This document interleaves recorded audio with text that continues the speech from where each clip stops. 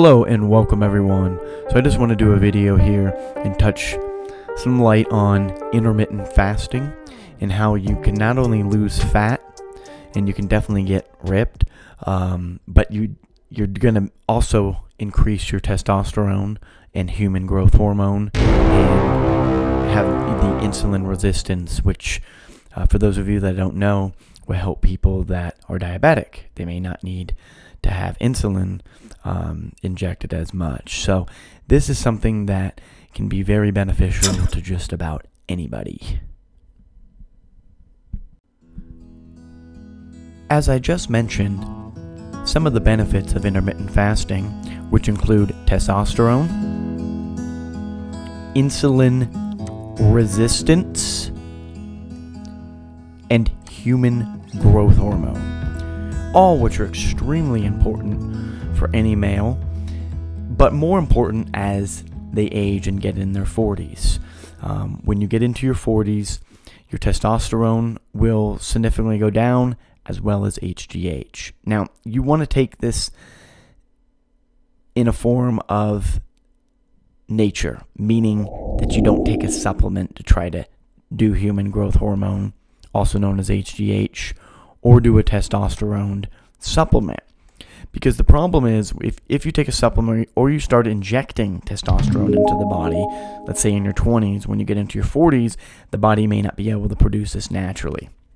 Intermittent fasting is something that will help the body to do this naturally.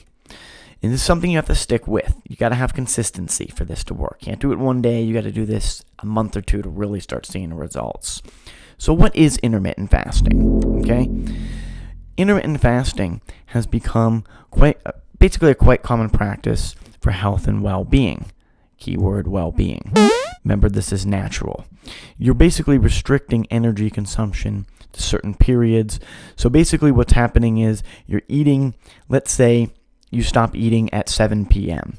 Then you start eating at 7 a.m. That's 12 hours, right? But let's say you extend that and you go another 4 hours and you're doing basically a 16-8 diet, okay? And what the 16-8 diet means is you're fasting for 16 hours, sleep counts, and then you're eating within an 8-hour window. So in my experience, if you really want to work out and you want to, start getting in shape, the best way is to at least be 16 hours. This means no food. You can drink water on this particular fast, and that's going to be something you want to do throughout your workout, then you want to eat after. So if you do a 2-hour workout, you essentially did 18 hours, and now you have 6 left instead of 8. Okay? So that's just an example. You could still eat the same amount within that window of time, but some people like to restrict it, but then that would be kind of like a 5-2 diet. So there's different ones, and that's what I'm kind of explaining here. So then the 24-hour fast. If you did this once a week, again, you can drink water with this particular one. This is considered just a regular fast, not a dry fast. I'll get into that here in a moment. But a 24-hour fast means you stop eating at 7 p.m., then you don't eat till 7 p.m. the following day, right? Now, because now that's a full 24 hours. So if you're doing this on a once-a-week basis, say on a Sunday, just make it simple here, then you're going Monday through Saturday, you could do maybe a 16-8.